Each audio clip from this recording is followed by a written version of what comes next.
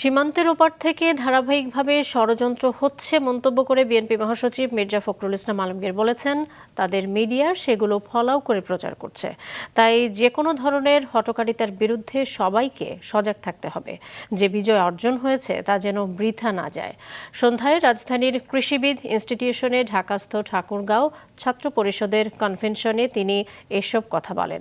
ক্রান্তিলগ্ন পার হয়নি, মাথার উপরে খড়গ এখনও আছে উল্লেখ করে ফখরুল বলেন, সীমান্তের ওপার থেকে পতিত ফ্যাসিস্টরা নতুন নতুন ষড়যন্ত্র করে বাংলাদেশকে বিশ্বের দরবারে মৌলবাদী দেশ প্রমাণ করতে উঠে পড়ে লেগেছে। আর তাতে সহায়তা করছে প্রতিবেশী দেশের মিডিয়া। ভিন্ন ভিন্ন কলেজের শিক্ষার্থীরা হানাহানিতে জড়িয়ে পড়ছে, এটি কষ্টের উল্লেখ করে শিক্ষার্থীদের উদ্দেশ্যে বিএনপি মহাসচিব বলেন, এটি কোনোভাবে গ্রহণযোগ্য নয়। ইসকনের নামে, ধর্মের নামে যা হচ্ছে তাও ভীতিকর বলে মন্তব্য করেন মির্জা ফখরুল। সীমান্তের ওই পারে ফ্যাসিস্ট বসে আছে, ওখান থেকে নতুন নতুন চক্রান্ত ষড়যন্ত্র করা হচ্ছে।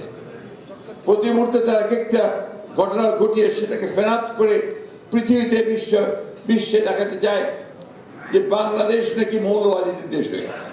ভারতের পত্রপত্রিকাগুলো থেকে আমাদের সোশ্যাল মিডিয়াতে এমন ভাবে রাখা হচ্ছে যারা বাংলাদেশে এখন এই ধরনের সমস্ত নিকৃষ্ট ঘটনা ঘটছে।